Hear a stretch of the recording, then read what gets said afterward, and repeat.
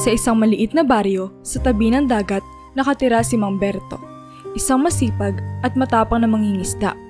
Bagamat nasa 70 taong gulang na siya, patuloy pa rin ang kanyang pagsusumikap sa pag-aani ng mga isda sa karagatan. Sa tuwing sumisikat ang araw, makikita si Mang Berto na inihahanda ang kanyang bangka. Nagsisimula sa kanyang araw ng pagtatrabaho. Ang kanyang mga kamay ay batikan na sa paglalayag at pagkuha ng huli, tanda ng mga dekadang karanasan sa pangingisda. Si Mang Berto ay ikinasal kay Jessa, isang masayahing babae na nagbigay ng bagong sigla sa kanyang buhay. Kahit na sa edad na 50 taon lamang siya nagkaanak, naging makulay ang kanilang buhay mag-asawa, kasama ang kanilang nag-iisang anak na si Joy. Ang kanilang tahanan ay puno ng halakhak at kasiyahan. Isang buhay na punong-puno ng pagmamahalan at suporta. Isang umaga, habang abala sa paghahanda ng mga kagamitan sa pangingisda, narinig ni Mang Berto ang tawag ni Jessa mula sa kusina. "Berto, halika muna dito at mag-almusal na tayo." Tawag ni Jessa, may ngiting bumabalot sa kanyang muka. Agad na nilapitan ni Mang Berto ang asawa at inakbayan ito, hinahalikan sa noo. "Salamat Jessa, kailangan ko itong lakas para sa mahabang araw sa dagat." Ani ni Mang Berto, punong-puno ng pag-ibig ang kanyang tinig. Habang nag-aalmusal, dumating si Joy, ang kanilang anak, na may dalang sariwang prutas mula sa kanilang maliit na hardin. "Papa, Mama, tingnan niyo po ang prutas na nakuha ko," sabi ni Joy na puno ng sigla. Si Joy ay isang masayahin at matalinong bata, na palaging nagbibigay ng ligaya sa kanilang tahanan. "Napakasipag naman ng anak natin," sabi ni Jessa habang hinahaplos ang buhok ni Joy. "Tingnan mo Berto, ang swerte natin na magkaroon ng ganitong pamilya." Tumango si Mang Berto, napapaisip kung gaano siya kapalad na makasama ang kanyang mag-ina. Pagkatapos ng masayang agahan, pumunta si Mang Berto sa tabing dagat upang simulan ang kanyang araw. Habang nakasakay sa kanyang bangka, naisip niya ang kanyang pamilya at kung gaano kahalaga ang bawat sandali na kasama sila. Ang kanyang pag-ibig sa pangingisda ay hindi lamang para sa kanyang sarili, kundi para sa kanyang pamilya na nagbibigay sa kanya ng inspirasyon at lakas. Sa bawat balik ni Mang Berto mula sa dagat, palagi naghihintay si Jessa at Joy. Handang salubungin siya ng mga ngiti at yakap. Ang kanilang tahanan ay isang kanlungan ng pagmamahalan at kasiyahan. Isang patunay na sa kabila ng mga pagsubok sa buhay, ang tunay na yaman ay nasa pamilya. At sa bawat araw na lumilipas, si Mang Berto ay patuloy na nagsusumikap hindi lamang para sa kanyang sarili, kundi para sa kinabukasan ng kanyang mahal na pamilya. Habang lumilipas sa mga taon, si Joy ay lumaki at nagsimulang mag-aral sa kolehiyo. Siya ay isang masigasig na estudyante, puno ng pangarap at determinasyon. Sa bawat aral at proyekto, iniisip niya ang kanyang ama na patuloy na nagtatrabaho sa dagat. Sa puso ni Joy, isang pangako ang nag-ugat, ang mapatigil na sa pagtatrabaho si Mang Berto. Isang hapon, matapos ang kanyang mga klase, umuwi si Joy sa kanilang tahanan. Napansin niyang muli ang pagod sa mukha ng kanyang ama, ngunit hindi maitatanggi ang kasiyahan nito tuwing siya'y makakauwi ng ligtas. "Papa, kamusta po ang pangingisda?" tanong ni Joy habang niyakap ang ama. "Mabuti naman anak, salamat sa Diyos," sagot ni Mang Berto. Pinapawi ang pagod sa pamamagitan ng pagmamahal sa kanyang anak. Sa hapagkainan, habang magkakasama silang kumakain, hindi napigilan ni Joy na ibahagi ang kanyang mga plano. "Papa, Mama, hindi na po ako makapaghintay na makapagtapos ng pag-aaral. Gusto ko na magtrabaho para makapagpahinga na po kayo, Papa. Kayo na po ang magpapahinga at ako naman po ang magtatrabaho para sa ating pamilya," sabi ni Joy, puno ng determinasyon. Ngumiti si Jessa at hinawakan ang kamay ni Joy. "Anak, napakaswerte namin na magkaroon ng isang anak na tulad mo. Pero tandaan mo, huwag mong kalimutan ang sarili mong mga pangarap," paalala ni Jessa. "Anak," dagdag ni Mang Berto, "ang pangarap ko ay makita ka magtagumpay at maging masaya. Kaya't mag-aral ka na mabuti at abutin mo ang iyong mga pangarap. Huwag kang mag-alala sa akin. Malakas pa ako at kaya ko pang magtrabaho." Ngunit sa kabila ng mga salita ng kanyang ama, alam ni Joy sa kanyang puso na nais niya makapagtrabaho na upang maibsan ang bigat ng responsibilidad na pasan ng kanyang ama. Ang bawat araw sa kolehiyo ay pinagsusumikapan niya at sa bawat hakbang, dala-dala niya ang inspirasyon mula sa kanyang mga magulang. Sa bawat balik ni Joy sa kanilang tahanan, lalo niyang pinapahalagahan ang mga sakripisyo ni Mang Berto. Ang kanilang pamilya ay nananatiling buo at masaya, puno ng pagmamahalan at pangarap. Isang umaga, habang naghahanda si Mang Berto na pumalaot, napansin ni Joy na may nahulog mula sa bulsa ng kanyang ama. Pinulot niya ito at nakita isang maliit na larawan. Ang larawan ay nagpapakita ng isang pamilyang Hapon kasama si Mang Berto, na tila mas bata pa sa larawan. Napakunot ang noo ni Joy habang pinagmamasdan ang larawan. Nagtataka kung sino ang mga taong kasama ng kanyang ama. "Papa, sino po sila?" tanong ni Joy. Ipinapakita ang larawan kay Mang Berto. Nagulat si Mang Berto at agad na kinuha ang larawan mula sa kamay ni Joy. Ngunit hindi agad sumagot. "Wala iyon anak, mga kaibigan lang," sabi ni Mang Berto na halatang umiiwas sa tanong. "Kaibigan, Papa? Bakit po hindi ko sila kilala? Parang importante po sila sa inyo." Usisa pa ni Joy, ramdam ang kakaibang tensyon sa paligid. Si Mang Berto ay tumingin sa malayo, tila nag-iisip ng malalim. "Joy, marami ka pang hindi alam sa buhay ko bago ka dumating sa mundo. Pero hindi na iyon mahalaga ngayon. Ang importante, masaya tayo bilang isang pamilya." Sagot niya, pilit nang umingiti. Ngunit ramdam ni Joy na may malalim na kwento sa likod ng larawang iyon. Bagamat hindi niya naipilit pa ang tanong, alam niya na darating din ng panahon na malalaman niya ang buong katotohanan. Para kay Joy, ang hindi pagsagot ng diretsyo ni Mang Berto ay nagtanim ng higit pang kuryosidad sa kanyang isipan, na magiging bahagi ng kanyang mga alalahanin habang siya'y patuloy na nag-aaral at naglalakbay sa buhay. Hindi mapakali si Joy sa natuklasan niyang larawan. Kahit na iniiwasan ni Mang Berto ang tanong, alam ni Joy na may malalim na kwento sa likod nito. Isang gabi, habang naghuhugas ng pinggan, naisipan niyang tanungin ang kanyang ina tungkol sa larawan. "Mama, may itatanong po sana ako." Simula ni Joy, sinusubukang mag-ingat sa kanyang mga salita. "Kanina pong umaga, may nakita akong larawan na nahulog mula sa bulsa ni Papa. May kasama po siyang pamilya ng mga Hapon. Alam niyo po ba kung sino sila?" Napatigil si Jessa sa kanyang ginagawa at bumuntong hininga. Tumingin siya kay Joy, ngunit tulad ni Mang Berto, halatang umiiwas din siya sa usapan. "Joy, mahalaga na minsan may mga bagay na mas mabuting hindi na malaman. Basta tandaan mo, mahal ka namin ng papa mo, sapat na iyon," sabi ni Jessa, pilit nang umingiti. "Mama, gusto ko lang naman pong maintindihan. Parang may malaking bahagi sa buhay ni Papa na hindi ko po alam." Sagot ni Joy, nararamdaman ang bigat ng mga sikreto. Lumapit si Jessa kay Joy at hinawakan ang kanyang kamay.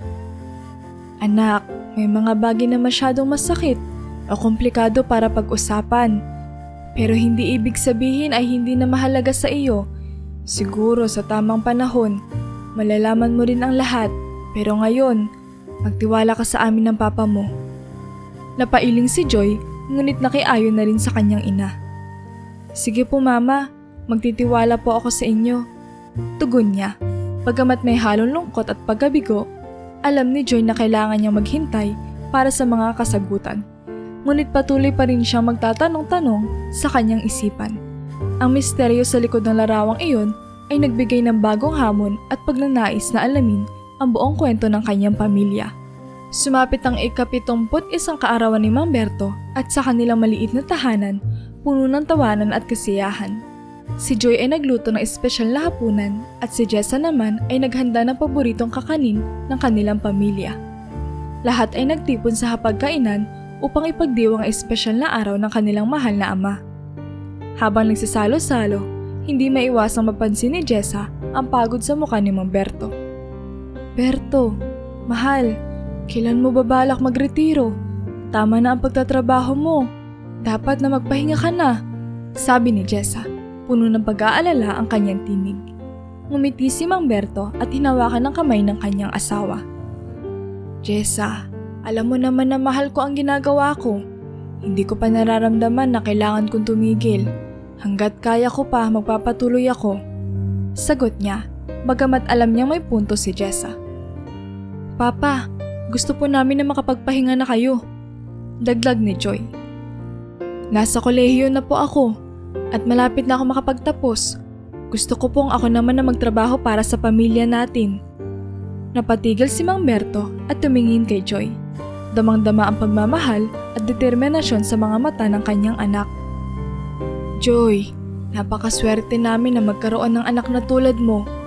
Pero intindihin mo, ang pangingisda ay hindi lang trabaho para sa akin. Ito ang buhay ko. Pero pangako, pagdating ng panahon, magre-retiro din ako. Kapag sigurado na akong kaya mo na at kung handa ka na talaga. Sabi ni Mang Berto, pilit na inaabot ang pangarap ng kanyang anak. Sa gabing iyon, matapos ang kasiyahan, nagkaroon ng mas malalim na pag-uusap ang pamilya. Bagamat puno ng pagmamahal ang kanilang tahanan, ramdam ni Joy at Jessa ang bigat ng responsibilidad na pinapasan ni Mang Berto. At sa puso ni Joy, mas tumibay ang kanyang pangako na magtatrabaho ng mabuti upang makapagbigay ng mas komportableng buhay para sa kanyang mga magulang. Isang gabi, masayang umuwi si Joy mula sa universidad. Dala ang balitang siya ay kasama sa Dean's Lister. Sa kanyang puso, nais niyang ibahagi ang tagumpay na ito sa kanyang mga magulang, lalo na sa kanyang ama na nagbibigay sa kanya ng inspirasyon sa bawat hakbang. Papa, Mama, may magandang balita ako! Masayang sigaw ni Joy pagpasok ng kanilang tahanan. Ngunit ang kasiyahang nararamdaman niya ay agad na palitan ng kaba na makita ang kanyang ina na umiiyak sa sala. Si Jessa ay nasa gilid ni Mang Berto na nakaupo at halos hindi makahinga. Hawak ang kanyang dibdib na parang may matinding sakit na nararamdaman. Papa, Mama, ano po nangyari? Tanong ni Joy habang dali-daling lumapit sa kanyang ama. Hawak niya ang kamay nito, pilit na inuunawa ang sitwasyon. Joy, tulungan mo kami. Kailangan nating dalhin ang papa mo sa ospital. Sabi ni Jessa sa gitna ng kanyang pag-iyak. Bigla na lang siya nahirapan huminga. Hindi ko alam ang gagawin. Agad na tumawag si Joy ng ambulansya, habang si Jessa ay patuloy na sinusubukan pakalmahin si Mang Berto. Ang mga sandaling iyon ay tila napakabagal at puno ng pag-aalala. Narinig ni Joy ang sirena ng ambulansya na papalapit. At sa wakas, narating nila ang ospital. Sa ospital, mabilis na inasikaso si Mang Berto ng mga doktor at nurse. Habang naghihintay sa labas ng emergency room, magkahawak kamay sina Joy at Jessa, kapwa nang hinginig sa kaba at takot. Ang kasiyahang dala ni Joy mula sa universidad ay natabunan ng pag-aalala para sa kanyang ama. Papa, kayanin niyo po. Bulong ni Joy sa kanyang sarili, puno ng pag-asa na malalampasan nila ang pagsubok na ito. Para kay Joy at Jessa, ang pinakamahalaga ngayon ay ang kalusugan at kaligtasan ni Mang Berto, ang haligi ng kanilang pamilya. Nang malaman ni Joy na inaatake sa puso ang kanyang ama, parang gumuho ang kanyang mundo. Sa ospital, habang binabantayan ang kalagayan ni Mang Berto, halos mapabayaan na niya ang kanyang pag-aaral. Ang kanyang mga libro at notes ay natambak na lamang sa isang sulok. Habang siya'y nagbabantay sa tabi ng kanyang ama, pilit na umaasang bumuti ang kalagayan nito. Araw-araw, si Joy ay nagmamadaling pumunta sa ospital matapos ang kanyang klase. Hindi na niya iniintindi ang pagod o hirap, basta't makita lamang na komportable ang kanyang ama. Si Jessa naman ay palaging nasa tabi ni Mang Berto, palaging nakabantay at umaasa na gagaling ang kanyang asawa. Joy anak, mag-aral ka na mabuti. Huwag mo kaming alalahanin ng mama mo. Sabi ni Mang Berto isang gabi habang hawak ang kamay ng kanyang anak. Gusto ko pa rin makita ka magtagumpay. Ngunit kahit anong pagpilit ni Mang Berto na magpakatatag, ramdam ni Joy ang patuloy na paghina ng kanyang ama. Sa bawat araw na lumilipas, tila hindi bumubuti ang kalagayan nito. Ang bawat paghinga ni Mang Berto ay tila isang pakikibaka, at ang sakit na nararamdaman niya ay nakikita sa kanyang mga mata. Isang gabi, habang tahimik na nagbabantay si Joy, hindi na niya napigilan ang kanyang mga luha. Papa, huwag po kayong susuko. Kailangan pa namin kayo. Bulong ni Joy. Hawak-hawak ang kamay ng kanyang ama na tila hindi na kasing lakas ng dati. Isang hapon, matapos ang ilang linggong pananatili sa ospital, kinausap ng mga doktor sina Joy at Jessa. Sa kanilang mga muka, mababakas ang bigat ng balitang dala nila. Mrs. Jessa, Joy, Simula ng doktor. Ginawa na namin ang lahat ng aming makakaya. Ngunit kailangan nating tanggapin na maaaring hindi nakayanin ni Mang Berto ang kanyang sakit. Mahina na ang kanyang puso at anumang oras ay maaaring bumigay ito. Parang tinatagtad ng mga salitang iyon ang puso ni Joy. Napakapit siya sa kamay ng kanyang ina na tila nawala ng lakas sa narinig.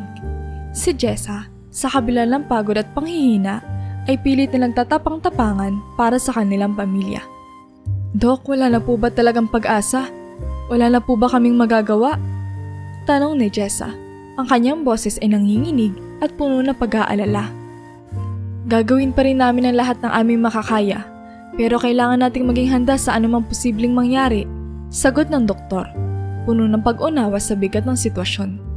Sa mga sumunod na araw, mas lalo lang pakatutok si Joy sa pagbabantay sa kanyang ama.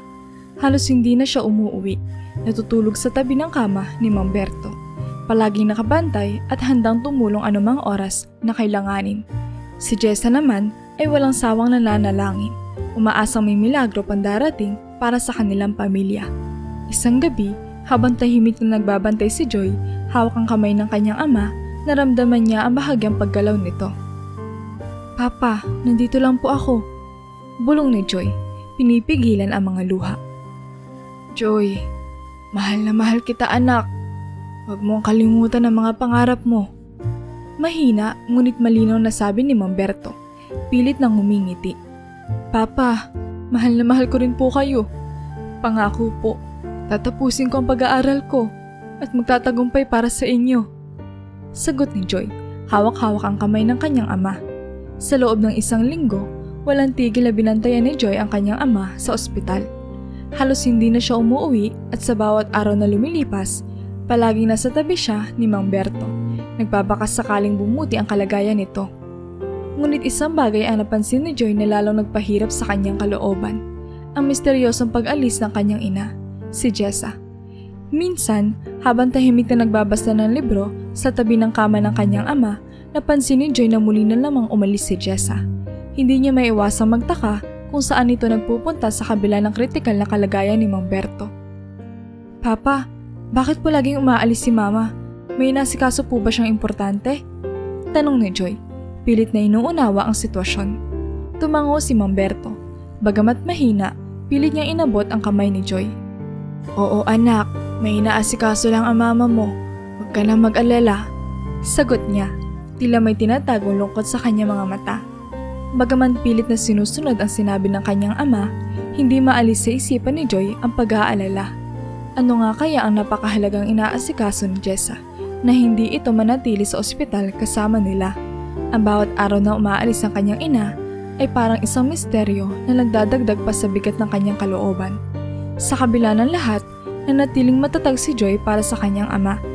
Pilit niya iniintindi ang bawat pag-alis ni Jessa, bagamat hindi niya maiwasang magtaka. Alam niyang darating rin ang panahon na malalaman niya ang katotohanan. Ngunit sa ngayon, ang kanyang pinakamahalagang tungkulin ay ang pagbabantay at pag-aalaga kay Mang Berto. Isang gabi, habang tahimik na binabantayan ni Joy ang kanyang ama, napansin niyang tuluyan ng hindi gumigising si Mang Berto. Nataranta siya at agad na tumawag ng doktor. Sa loob ng ilang minuto, ang mga doktor at nurse ay nagsimulang magmadali sa kwarto ni Mang Berto. Sinusubukang isalba ang kanyang buhay. Ngunit sa kabila ng kanilang pagsisikap, tila unti-unting nawawala ang pag-asa. Papa, please gumising ka! Umiiyak na pakiusap ni Joy, habang hawak ang malamig na kamay ng kanyang ama. Ngunit sa kabila ng kanyang mga luha at panalangin, hindi na gumising si Mang Berto. Ang mga doktor ay nagdeklara na siya ay nasa kritikal na kondisyon. 50-50 na ang kanyang kalagayan. Ilang oras makalipas, dumating si Jessa sa ospital. Agad niyan nakita si Joy na umiiyak sa tabi ng kama ni Mang Berto. Joy anak, ano nangyari? Tanong ni Jessa, puno ng pag-aalala habang lumalapit sa kanila. Ma, wala na si Papa. Patay na si Papa. Umiiyak na sabi ni Joy, hindi mapigilan ang patuloy na pag-agos ng kanyang mga luha. Para kay Jessa, tila bumagsak ang buong mundo sa kanyang narinig. Berto, bulong niya, habang ang kanyang mga tuhod ay parang nawalan ng lakas. Niyakap niya si Joy na mahigpit. kapwa nilang iniiyakan ang pagkawala ng kanilang mahal na haligi ng tahanan. Bakit? Bakit ngayon pa? Hiyaw ni Jessa sa gitna ng kanyang pag-iyak. Bakit hindi ako nakaabot? Berto, patawarin mo ako. Ang kanyang pagluha ay puno ng panghihinayang at sakit. Ang silid ay napuno ng kalungkutan at panghihinayang, habang si Joy at Jessa ay nagluluksa sa pagkawala ni Mang Berto. Sa bawat patak ng kanilang luha, nararamdaman nila ang bigat ng kanilang hinanakit at ang malalim na pagkawala na iniwan ni Mang Berto sa kanilang buhay. Pagkaraan ng kamatayan ni Mang Berto, ang dating masayang tahanan ni Joy at Jessa ay napuno ng kalungkutan at katahimikan. Ang mga halakhak at tawanan na dating bumabalot sa kanilang bahay ay napalitan ng mga hikbi at mabibigat na buntong hininga. Ang bawat sulok ng kanilang tahanan ay tila nagpapakita ng bakas ng pag-alis ni Mang Berto, at ang puwang na iniwan niya ay hindi mapunan ng kahit na ano. Sa umaga, hindi na maririnig ang malumanay na awit ni Mang Berto, habang inihahanda ang kanyang mga kagamitan para sa pangingisda. Ang hapagkainan na dati ay puno ng kwentuhan at tawanan ay tila nawalan ng sigla. Si Jessa, bagamat pilit na nagpapakatatag para kay Joy, ay madalas na natutulala at umiiyak ng palihim. Si Joy naman, sa kabila ng kanyang pagsusumikap na magpatuloy sa pag-aaral, ay ramdam ang bigat ng pagkawala ng kanyang ama sa bawat hakbang na kanyang tinatahak. Isang gabi, habang tahimik na kumakain sina Joy at Jessa, kapwa walang imik at tila nagdadalamhati, naramdaman ni Joy ang pangungulila. Mama, miss na miss ko na si Papa. Mahina niyang sabi, pilit na pinipigilan ang kanyang mga luha. Oo anak, miss na miss ko na rin siya. Sagot ni Jessa, hinahaplos ng kamay ng kanyang anak. Ang bahay natin ay hindi na katulad ng dati, pero kailangan nating magpatuloy para sa kanya. Ang bawat araw ay isang pagsubok para sa kanilang dalawa. Ngunit sa kabila ng kanilang kulungkutan, unti-unti nilang sinisikap na bumangon at magpatuloy.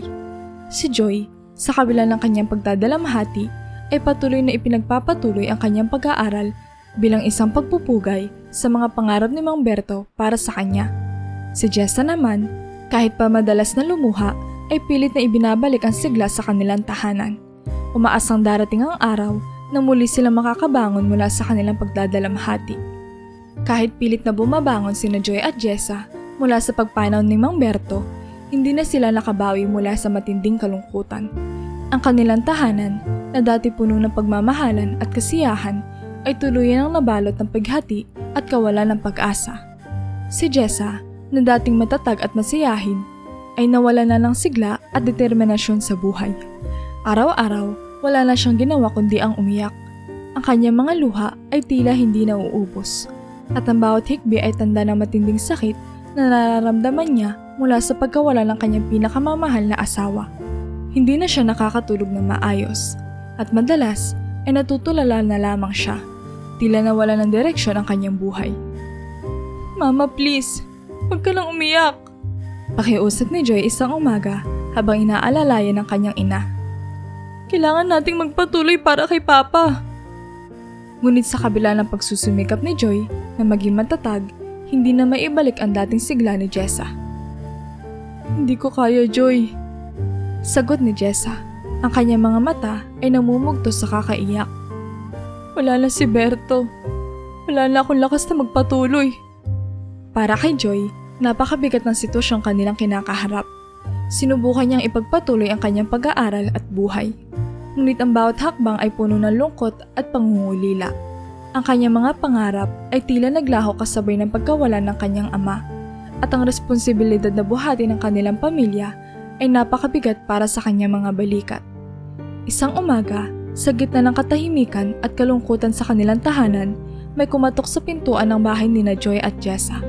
Agad na tumayo si Joy upang buksan ito, habang si Jessa ay nanatiling nakahiga sa kama, balot ng depresyon at kawalang pag-asa.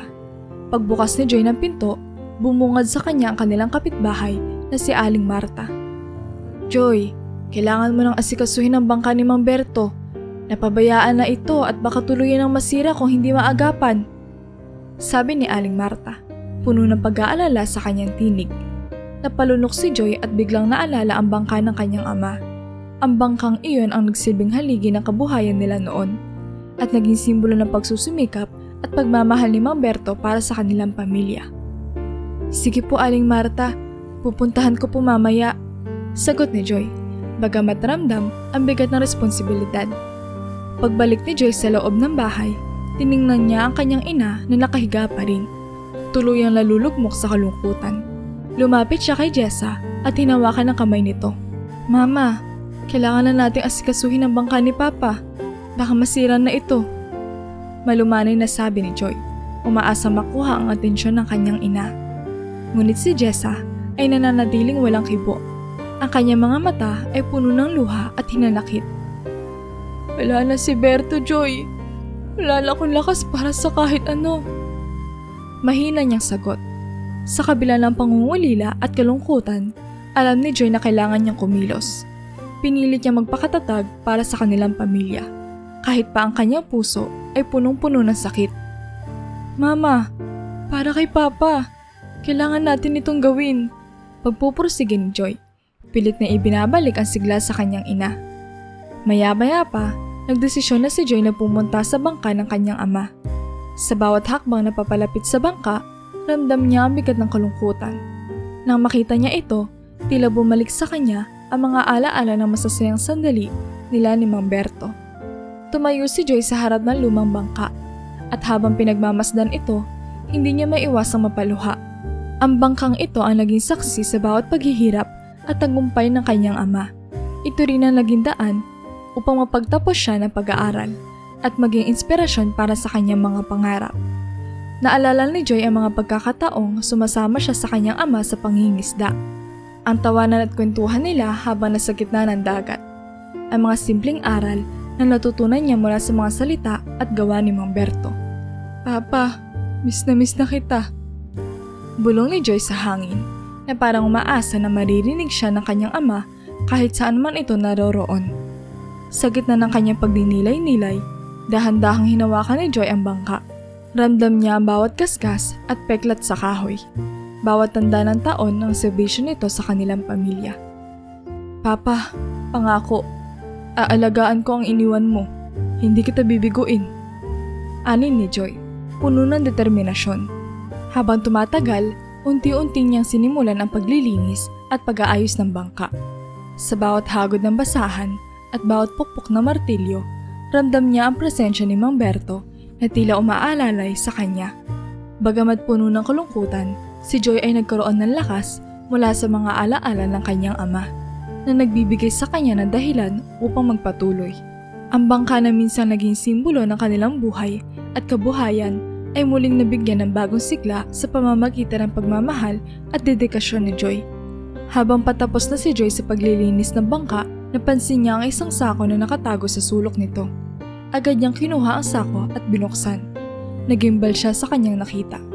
Punong-puno ito ng ginto, alahas at iba pang mamahaling bagay. Nanghina si Joy at napaupo, hindi makapaniwala sa kanyang nakikita. "Saan galing ang lahat ng ito?" tanong niya sa sarili habang pilit na inuunawa ang sitwasyon. Wala siyang ideya kung paano napunta ang mga ito sa bangka ng kanyang ama. Sa kanyang pagkabigla, iniisa-isa niyang tiningnan ang mga alahas. Bawat piraso ay tila may kwento. Mga kwentong hindi niya alam at ngayon lamang nabunyag sa kanya. "Papa, ano po itong mga ito?" bulong ni Joy, umaasang may marinig siyang sagot mula sa kanyang yumaong ama. Habang patuloy na iniisip ang posibleng pinagmulan ng mga kayamanan, napansin niya may mga kakaibang marka sa ilang piraso ng alahas. Hindi niya ito maipaliwanag, ngunit ramdam niya na may malalim na kwento sa likod ng mga ito. Hindi mapigilan ni Joy na magtaka at mangamba. Ano kaya ang ibig sabihin ng mga natagpuan niya?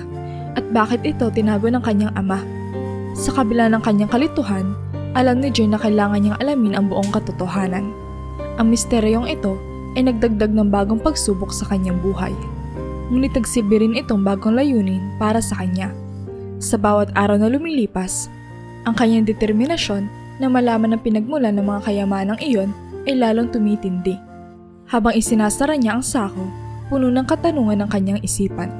Ang mga alahas na iyon ay maaaring maging susi sa mga lihim na hindi niya kailanman naisip na itinatago ng kanyang ama. Sa kanyang puso, naramdaman niya ang pangangailangang alamin ng katotohanan, hindi lamang para sa kanyang sarili, kundi para rin sa alaala ni Mang Berto.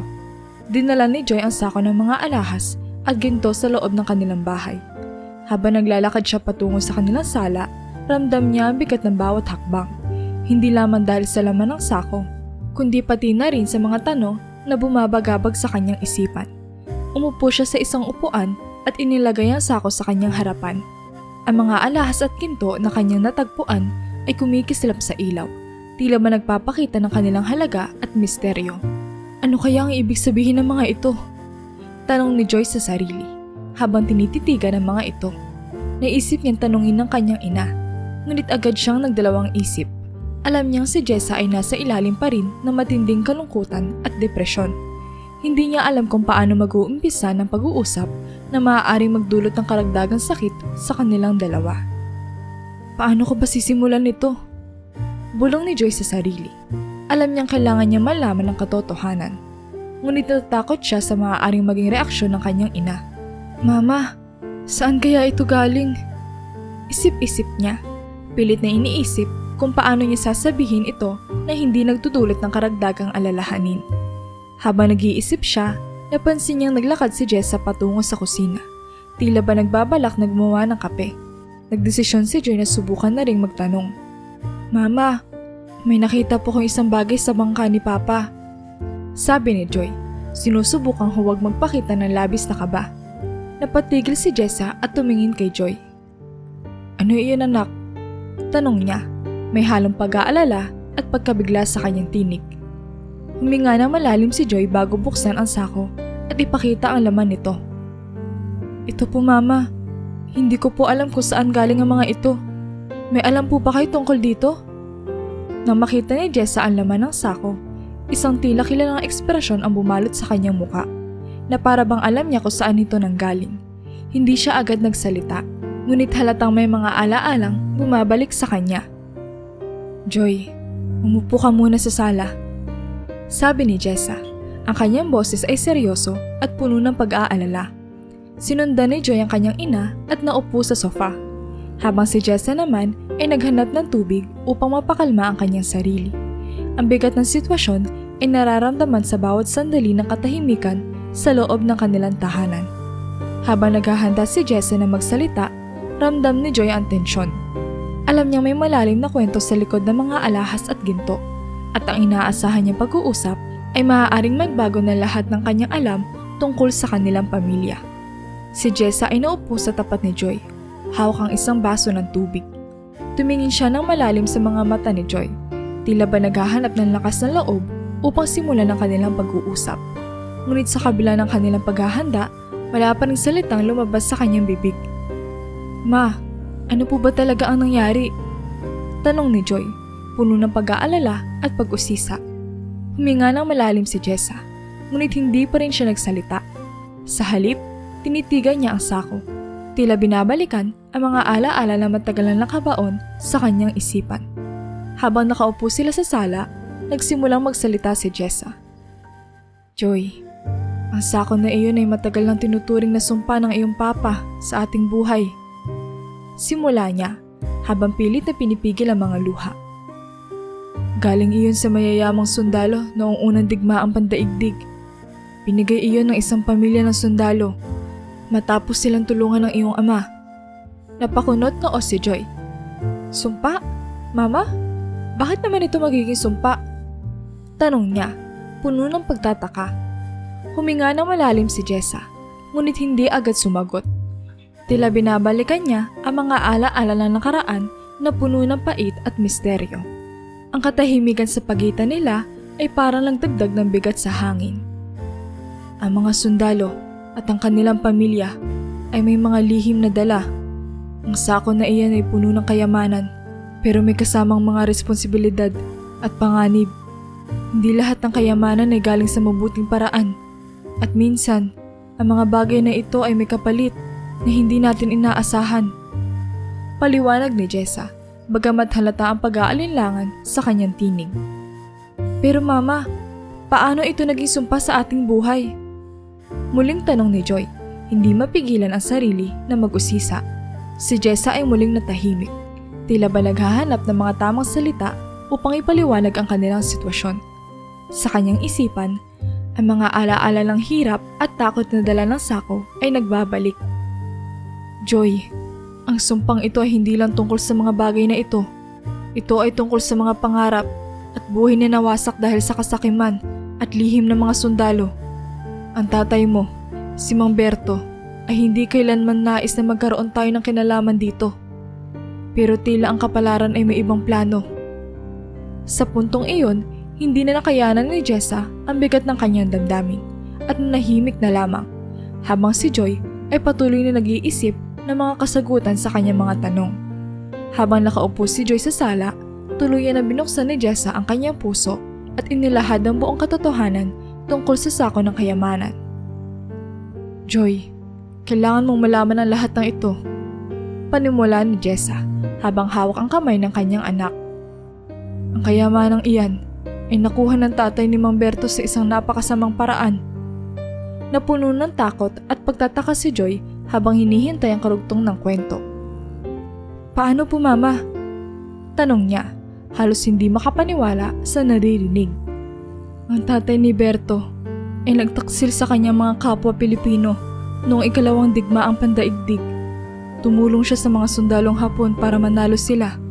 At bilang kapalit, binigyan siya ng kayamanan. Ngunit ang kapalit nito ay ang buhay ng maraming inosenteng tao.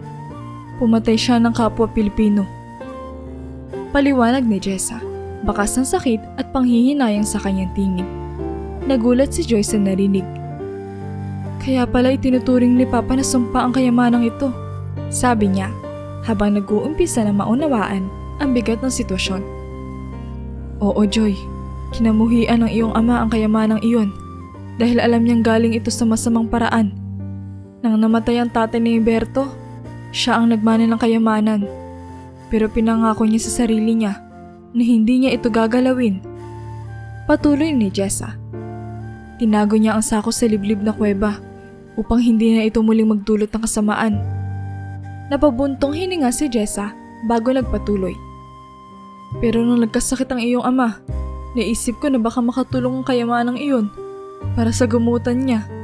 Hinanap ko ang Sako at dinala ko ito sa bangka. Umaasang makakatulong ito. Pero huli na ang lahat, Joy. Huli na. Napuno ng luha ang mga mata ni Joy habang niyayakap ang kanyang ina. Mama, mahalaga ang ginawa mong pagsisikap. Pero naiintindihan ko na ngayon kung bakit itinuturing na sumpa ni Papa ang kayamanang ito. Matapos ang kanilang masinsinang pag-uusap, nagkaroon ng malinaw na pag-unawa sina Joy at Jessa tungkol sa kanilang mga damdamin at desisyon patungkol sa Sako ng kayamanan.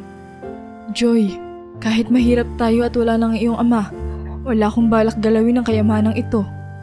Matatag na sabi ni Jessa. Ginagalang ko ang pangako ng iyong ama at alam kong hindi rin ito makakabuti para sa atin. Tumango si Joy. Lubos na nauunawaan ang damdamin ng kanyang ina. Opo, Mama. Hindi ko ito gagalawin.